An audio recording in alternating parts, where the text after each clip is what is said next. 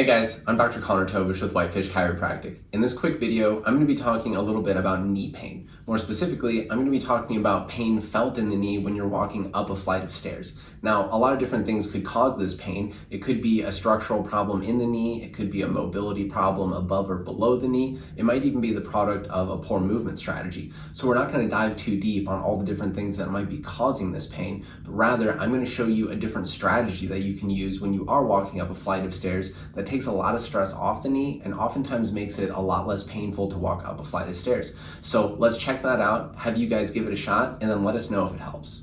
Oftentimes when people have pain in the knee when they're going up a flight of stairs, we see them using a strategy that puts a ton of stress through the knee itself. So when they go to take a step, they'll get their foot up on the step. Now, instead of the shin staying vertical, we see it start to bend forward, basically like the knees are going out over the toes. So they're here, they get a bend in the knee, then they use the muscles in the front of the thigh to push themselves up, puts a ton of stress through the front of the knee.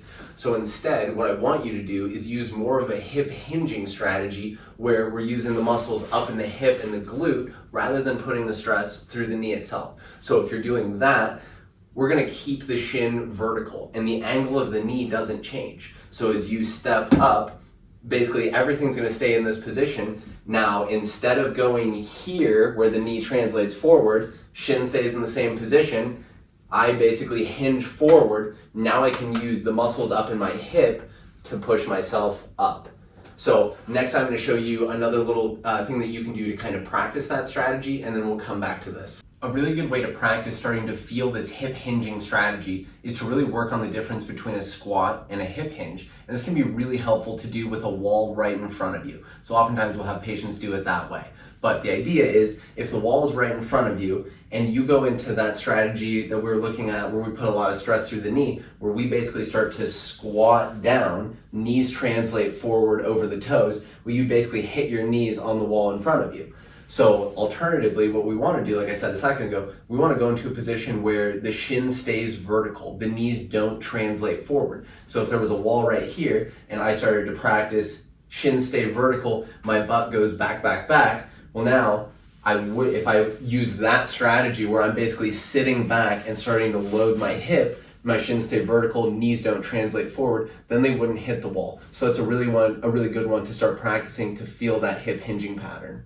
After practicing the difference between that squat and the hip hinge, it can be really helpful to come right back to the stairs so we can really lock the strategy in. So if you have maybe a little support rail to hold on to, that could be helpful so it doesn't become a balancing act. But again, you could hold on to something, and then again, you could look at the difference between our first strategy that we don't like, where we come down, knee translates forward, ouch, my knee hurts.